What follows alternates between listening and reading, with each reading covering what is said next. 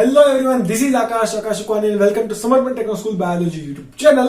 આપણે ફરીથી આજે ચેપ્ટર નંબર 4 લેક્ચર નંબર 6 સામે લઈ તમારી સામે ઊભા છીએ. આજે શું જોવાના છે? તો આજે પણ ફરીથી બે સમુદાય જોઈ લઈએ. કયા કયા? તો કે નુપુરક એટલે કે અળસિયા અને જેનાથી તમને ચીતરી ચડે છે એવો સમુદાય એટલે કે કીટકો, વંદો. બરાબર, આનો સમુદાય પણ જોઈએ, મજા આવશે. Without wasting time let's begin. લાક્ષણિકતાઓ આપો સમુદાય. તો કે સમુદાય કયો?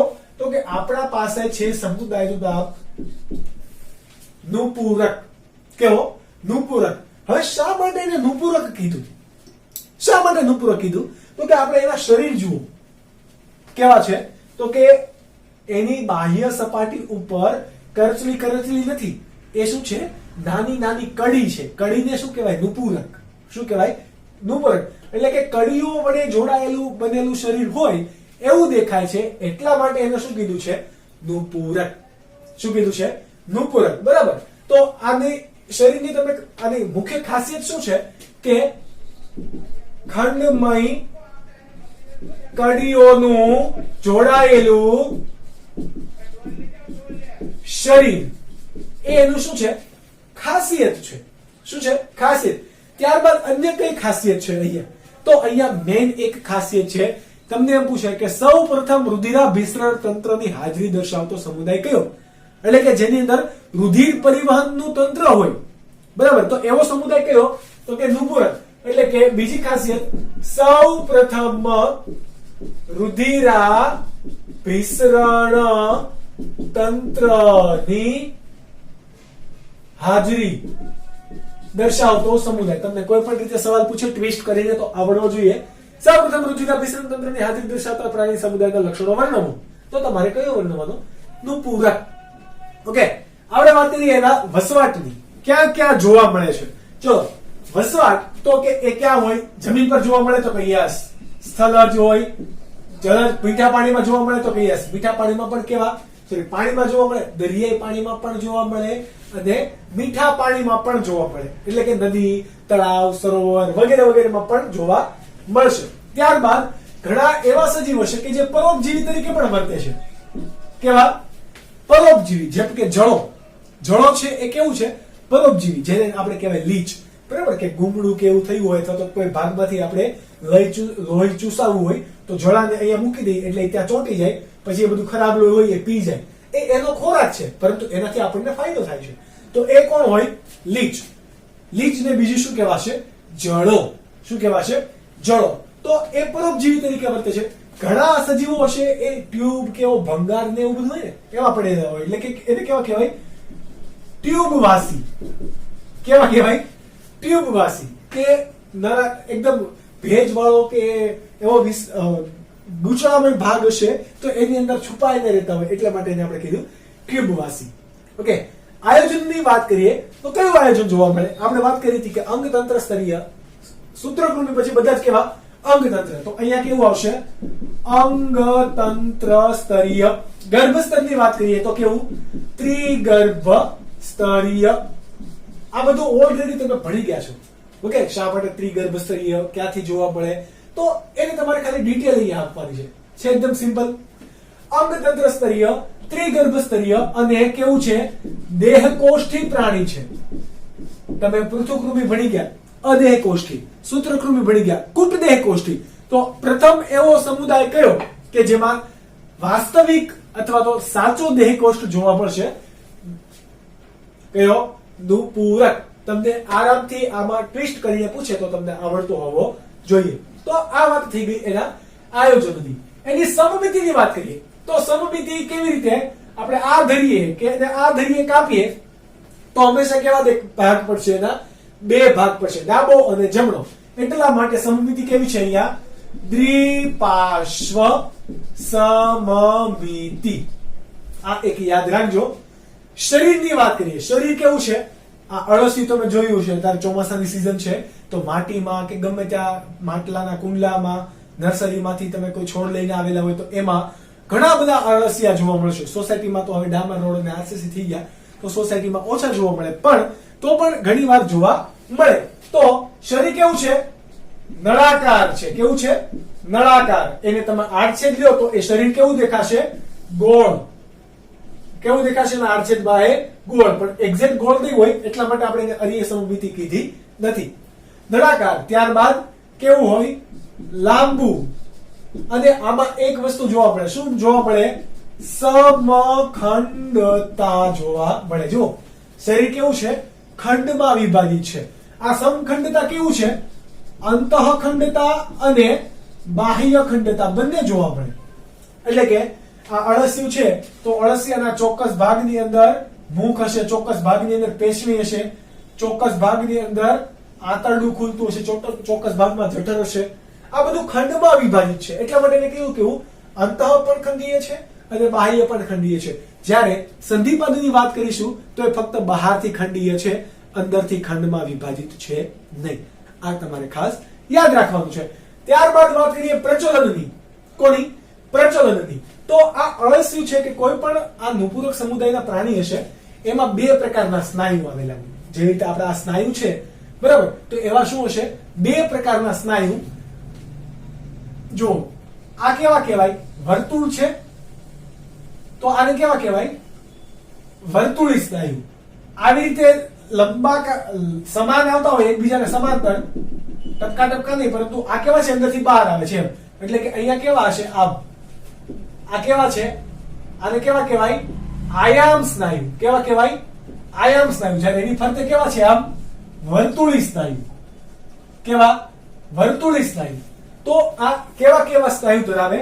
તો કે આયામ અને વર્તુળી સ્નાયુ એ શું કરશે? પ્રચલનમાં મદદ કરશે. કઈ રીતે? તો કે સ્નાયુનું કામ શું હોય? સંકોચન વિકોચન. સંકોચન વિકોચન. સંકોચન વિકોચન. લાંબા ટૂંકું થવાનું કામ હોય. શું હોય? લાંબા ટૂંકું. આપણે પણ કોઈક આમથી આમ ખેંચવું હોય તો સ્નાયુ લાંબા ટૂંકા થાય છે અંદરથી. ઓકે, તો આને શું કહેવાશે? સ્નાયુનું સંકોચન વિકોચન. એ સ્નાયુનું મુખ્ય કાર્ય છે. તો આ વર્તુળી સ્નાયુ અને આયમ સ્નાયુનું પણ શું થશે? આ જુઓ, આયમ સ્નાયુ એટલે કે લંબાયેલા સ્નાયુ છે એ આમ સંકોચન પામે. શું પામે? સંકોચન પામે. બરાબર. પછી શું થાય? આ વર્તુળી સ્નાયુ હોય એ સંકોચન પામે. એટલે આમ કરી તમે ઈયળને ચાલતા જોઈ હશે. ઈયળને ચાલતા જોઈ હશે તો એ જે રીતે ચાલે છે બરાબર, આવી રીતે આમ અટકીને આમ ધીમે ધીમે ચાલતી હોય તો એ કઈ રીતે ચાલે? એ ચાલની અંદર કોણ મદદ કરે છે? આયામ અને વર્તુળી સ્નાયુ બંને. કોણ? આયામ અને વર્તુળી સ્નાયુ દ્વારા શું કરે? એ પ્રચલન કરશે. ત્યારબાદ અળસિયું આપણે સ્પેસિફિક વાત કરીએ તો અળસિયાની અંદર આ તમારા જો ખાંચ છે, આ ખાંચની વચ્ચે નાના નાના અહીંયા શું આવેલા હોય? કાઇટિનના બનેલા ભદ્રકેશો આવેલા હોય, જે આપણને દેખાય નહીં. એકદમ માઇક્રોસ્કોપિક લેવલે તમે જાઓ તો તમને દેખાય, એકદમ પારદર્શક જેવા હોય. ઓકે, તો આ જે કાઇટિનના બનેલા, એક કાઇટિન એટલે કે એકદમ સખત કડક પદાર્થ છે. જેમ કે આપણા આ નખ છે તો નખ શાના હોય? કાઇટિનના બનેલા હોય. ઓકે, તો એવા કોઈક એવો પદાર્થ કે જે આ વજ્રકેશો ધરાવે છે, પગ ધરાવે છે, પરંતુ આપણને દેખાતા નથી. કેમ નથી દેખાતા? તો એની જે આ કરચલી વાળી ખાંચ હોય એ ખાંચની અંદર ખૂંટી ગયેલા હોય, પરંતુ એ પ્રચલન કરવાનું છે, એક જગ્યાએથી બીજી જગ્યાએ જવાનું હોય ત્યારે આ મદદ કરશે. કે જેને શું કહેવાય? વ્રજકેશો. શાના બનેલા હશે? કાઇટિનના બનેલા વજ્રકેશો. વજ્રકેશો. વજ્ર એટલે કે સખત. વજ્રકેશ. જ્યારે તમારી પાસે એક દરિયાઈ નુપુરક છે કે જેનું નામ છે રેતીકીડો, કે જે તમે આકૃતિમાં જોઈ શકો. કોણ છે? રેતીકીડો. આ રેતીકીડો છે તો એમાં તમે જુઓ, આ એક શું છે? રેતીકીડાનો ડાયગ્રામ. તો એની બંને બાજુ શું આવેલું હશે? આવી રીતે અભિચરણ પાદ આવેલા હશે. શું આવેલા હોય? એનું નામ છે અભિચરણ પાદ. એવી રીતે આખી સપાટીમાં આવી રીતે ખંડમાં આવેલા છે, દરેક ખંડમાં બે. બરાબર. તો એને શું કહેવાય? અભિચરણ પાદ. કે જે સ્થળ, જો જમીન કે એ માટી ઉપર ચાલતું હશે, દરિયાઈ માટી ઉપર, તો એ ચાલવામાં મદદ કરશે, અને જો પાણીમાં હશે તો એ તરવામાં મદદ કરશે. એટલે કે આ શામાં ચાલવા અને તરવા બંને માટે મદદ કરશે. કોણ? રેતીકીડાની અંદર આવેલા અભિચરણ પાદ. પ્રચલન એટલે કે એક જગ્યાએથી બીજી જગ્યાએ જવું, હલનચલન એટલે કે એના એ સ્થાને ઉભા રહીને આ કરવું, તો એને શું કહેવાય? હલનચલન. પરંતુ આને પ્રચલન કહેવાશે નહીં. હું આ એક સ્થાનેથી બીજી જગ્યાએ જઈશ તો જ એને શું કહેવાશે? પ્રચલન. ઓકે, આ વસ્તુ તમારે યાદ રાખવાની છે. રુધિરાભિસરણ તંત્ર, તો આપણે વાત કરી કે સૌપ્રથમ રુધિરાભિસરણ તંત્રની હાજરી ધરાવતો સમુદાય એટલે કે કોણ? નુપુરક. તો એ કેવા પ્રકારનું રુધિરાભિસરણ તંત્ર હશે? બંધ પ્રકારનું. કેવું? બંધ પ્રકારનું. એટલે કે અહીંયા શું છે? હૃદય છે અને રુધિર વાહિની છે, ત્યારબાદ રુધિર કેશિકા છે કે બ્લડ આની અંદર જ વહન પામશે અને શરીરમાં ઓક્સિજન પહોંચાડવા માટે આપણા અંદર કેમ હિમોગ્લોબિન આવેલું હોય એમ અહીંયા શ્વસન રંજક દ્રવ્ય તરીકે કોણ આવેલું છે? શ્વસન રંજક દ્રવ્ય તરીકે કોણ આવેલું છે? હિમોગ્લોબિન. અત્યાર સુધી આપણે આની વાત નહોતી કરી હિમોગ્લોબિનની. કેમ? તો કે બીજા પ્રાણી સમુદાયની અંદર રુધિરાભિસરણ તંત્ર જોવા મળતું હતું નહીં, પરંતુ અહીંયાથી જોવા મળે છે. રુધિર અહીંયા જોવા મળે એટલે કે અહીંયા કેવું હશે? હિમોગ્લોબિન ની હાજરી હશે. તો જે રીતે આપણામાં જોવા મળે છે એવી રીતે અહીંયા કોણ છે? હિમોગ્લોબિન. જ્યારે અન્ય પ્રાણી સમુદાય આપણે લઈશું સંધિપાત, તો ત્યાં હિમોગ્લોબિન હશે નહીં. ઓકે, એની વાત એ સમુદાયમાં વાત કરીશું.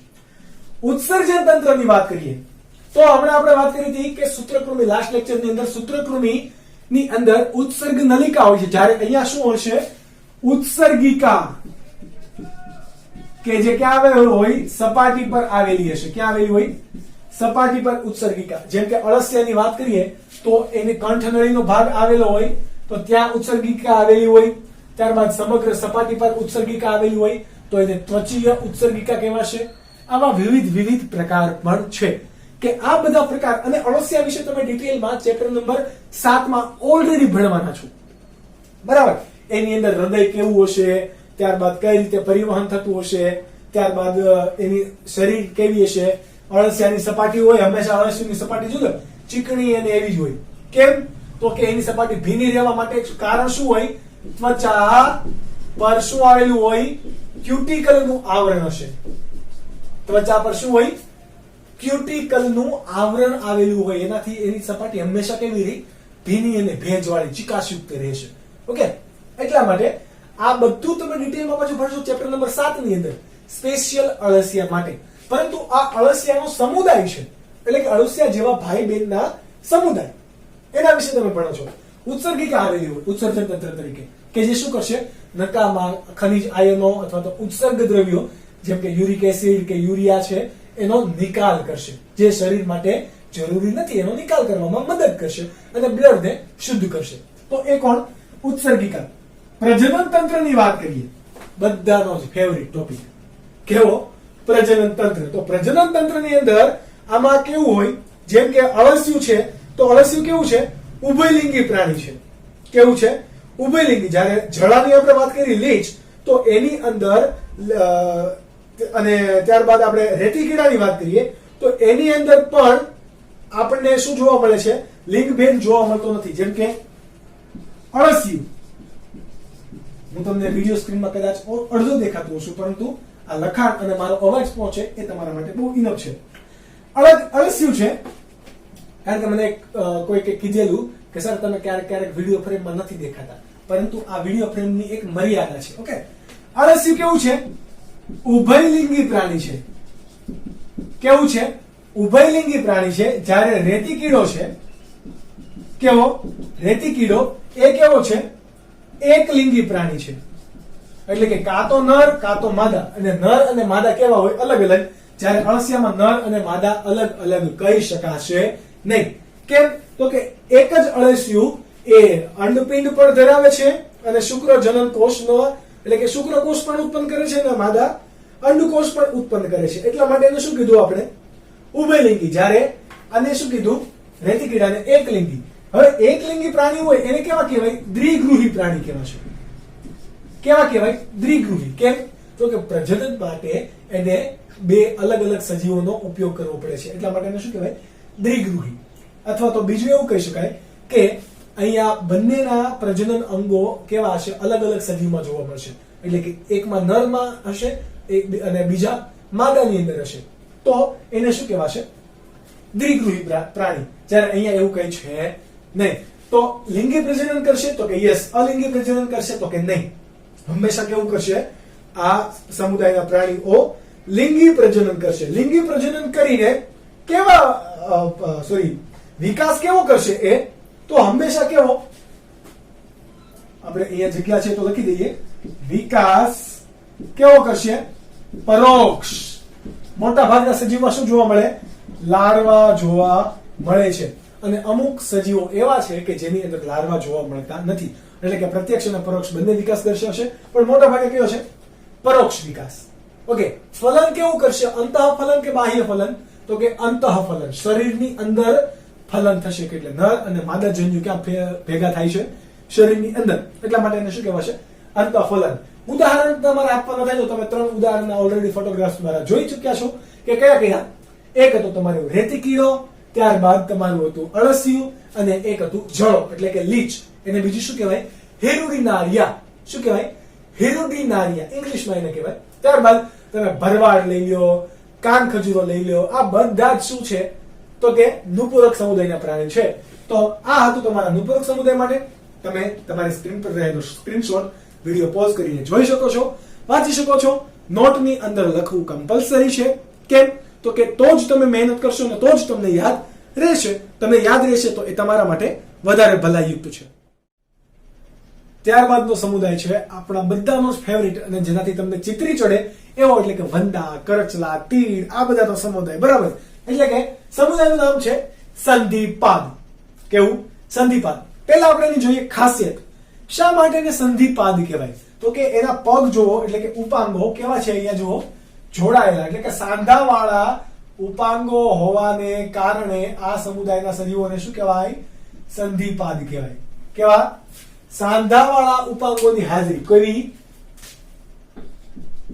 સાંધાવાળા ઉપાંગોની હાજરીને કારણે આને શું કહેવાય?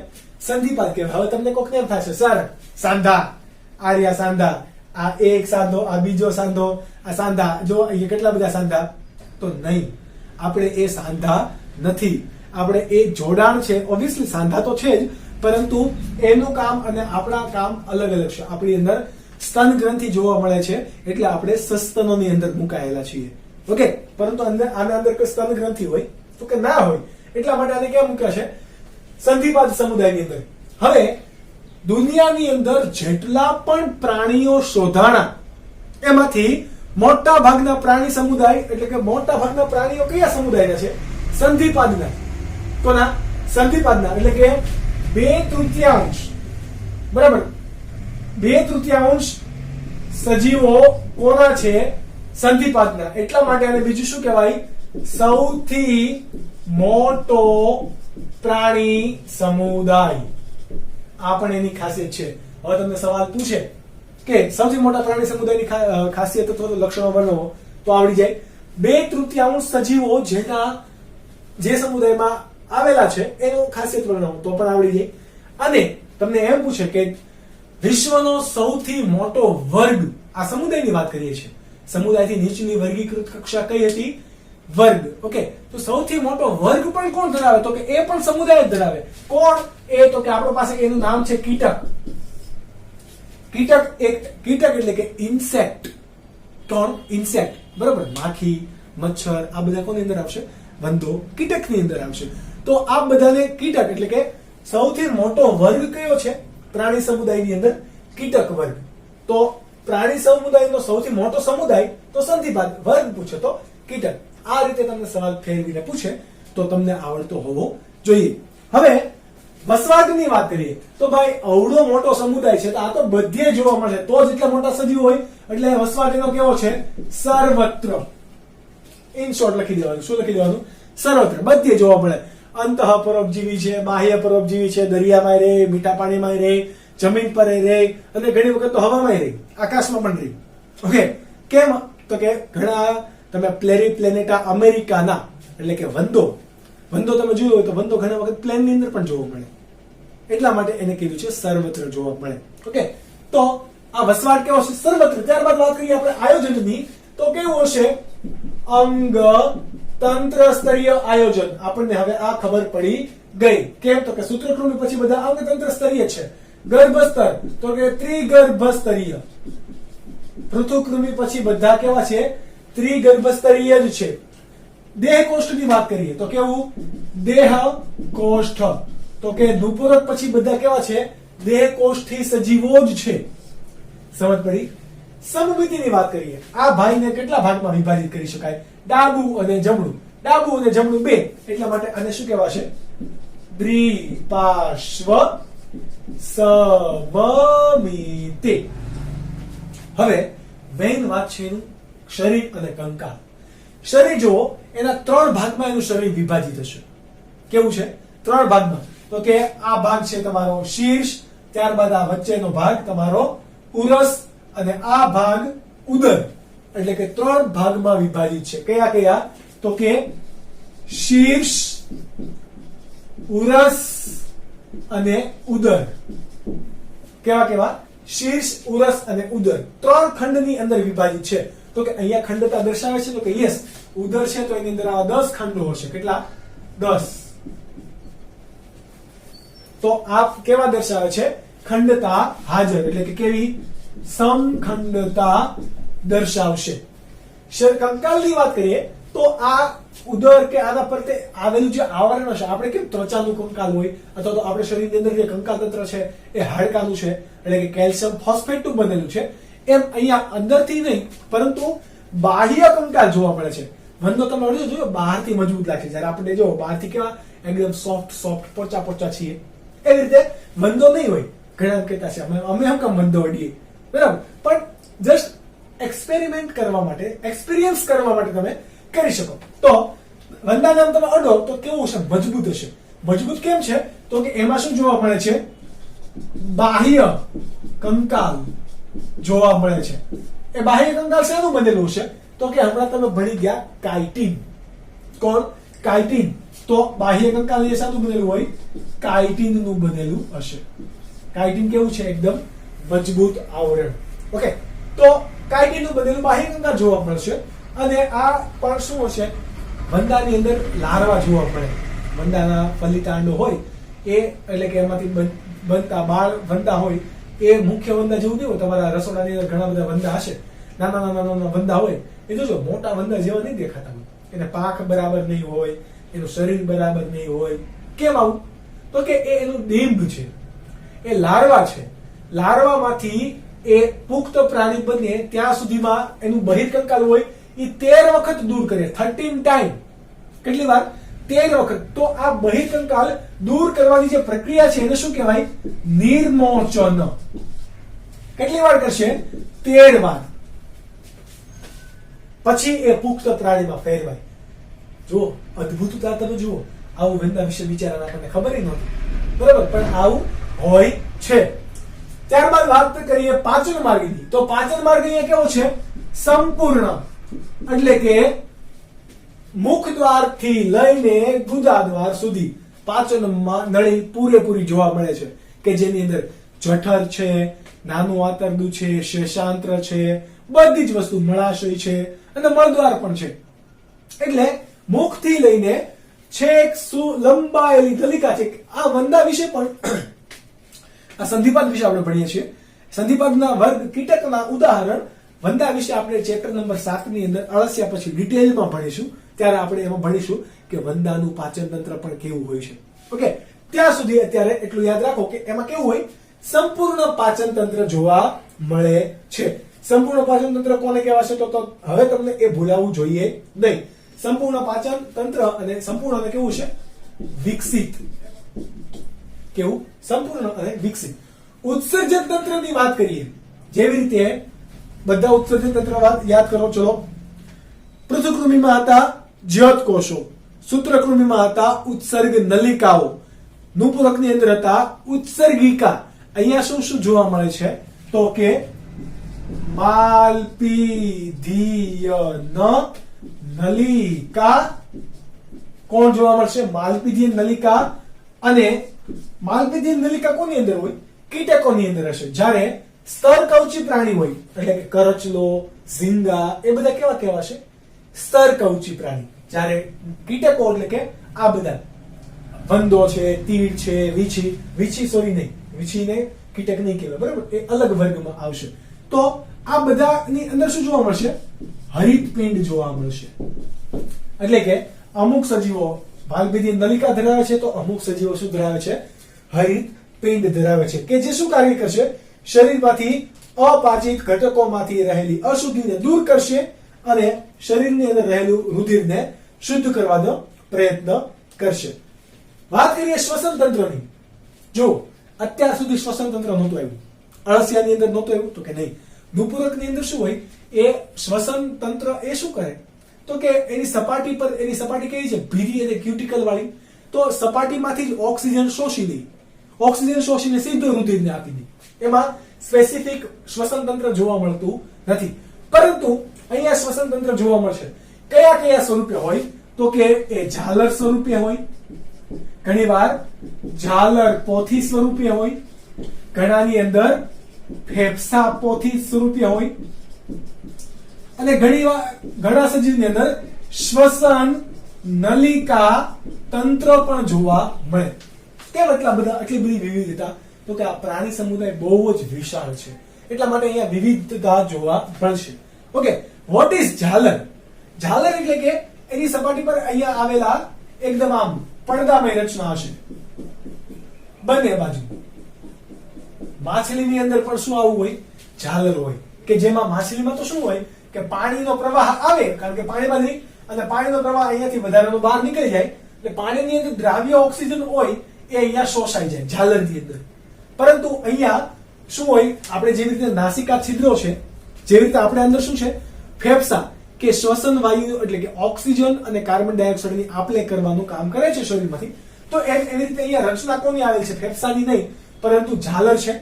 ઘણી વખત આ ઝાલર ચોપડી બંધ કરેલી હોય, કોઈ પણ બુક્સ હોય, જેમ કે આ બુક્સ છે, તો આ બુક જેવી રચના હોય, એટલે કે એક પત્તા જેવી.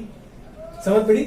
બધા પત્તા એકબીજાને સમાંતર હોય, વચ્ચે થોડી થોડી જગ્યા રહી ગયેલી હોય, તો એને કહેવાશે ઝાલર પોથી. એવી રીતે જ શું હોય? ફેફસા પોથી અને શ્વસન નલિકા તંત્ર ઘણાની અંદર જોવા મળે. જેમ કે આપણામાં શ્વસન નલિકા તંત્ર જોવા મળે, શ્વાસ નળી હોય એ વિભાજિત થાય, ફેફસામાં જાય, વગેરે વગેરે.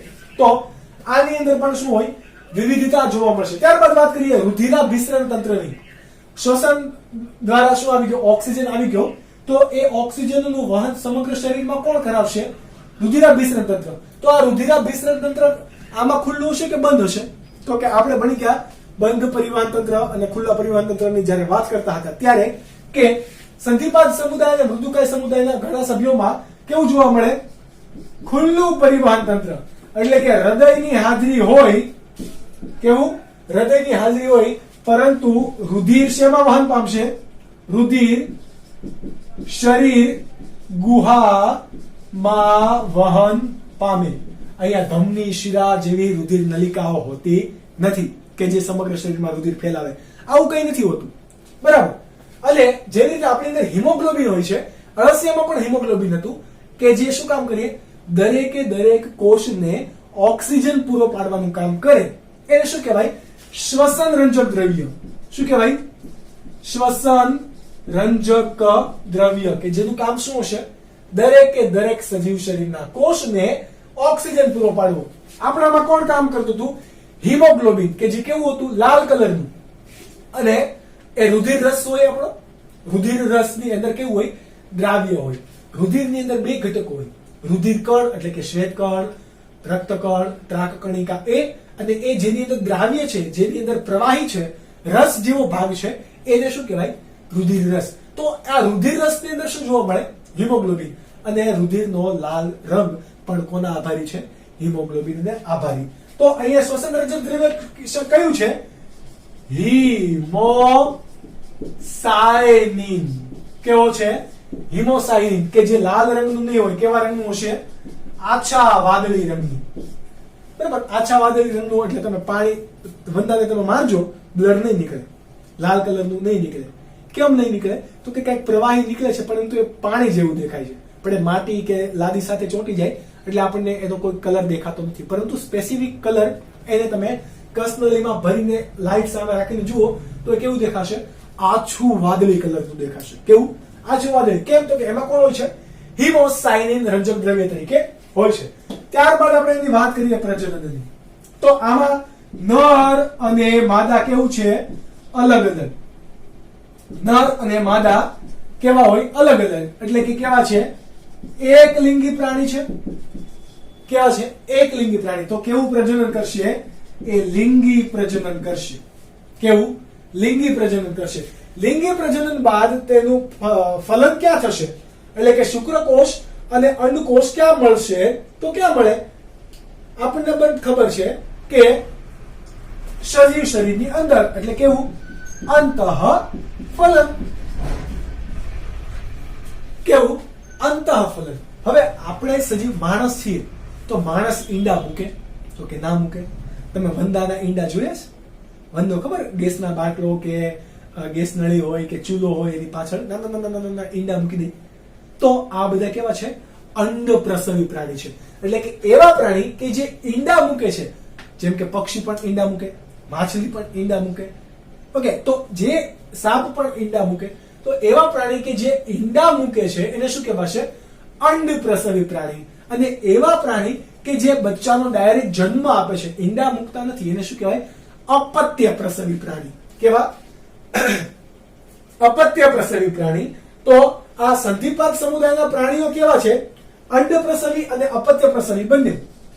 ઘણા સજીવો અંડ પ્રસવી છે, એટલે કે ઈંડા મૂકે છે, પરંતુ આમાં વિવિધતા બહુ જોવા મળે છે. એટલે ઘણા સજીવો કેવા છે?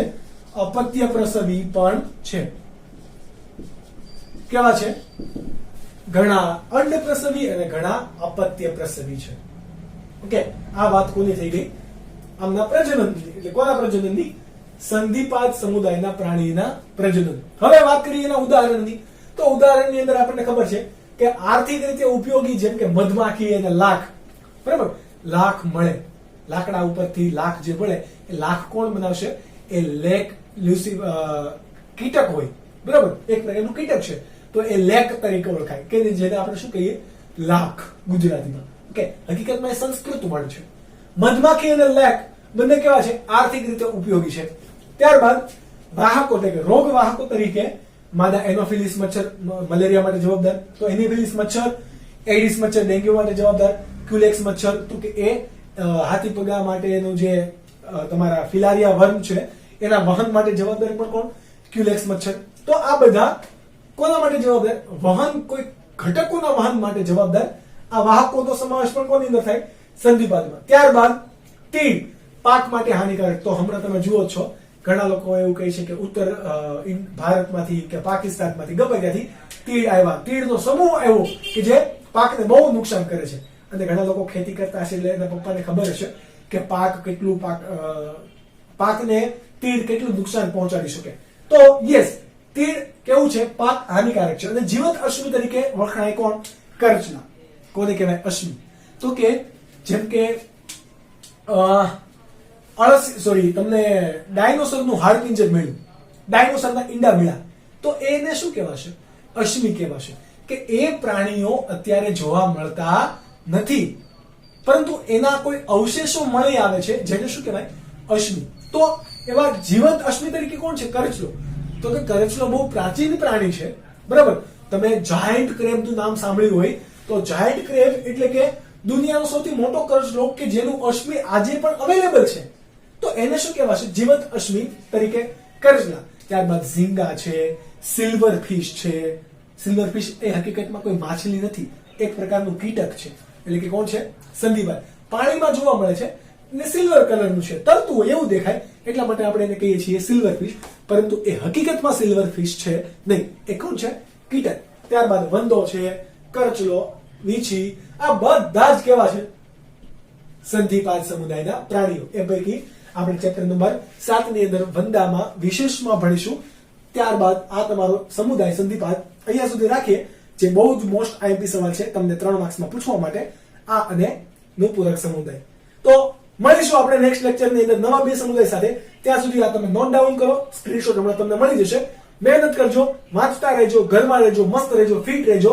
યાદ રાખજો, મળીશું આપણે લેક્ચર નંબર 7 ની અંદર. ત્યાં સુધી બાય બાય અને ટેક કેર.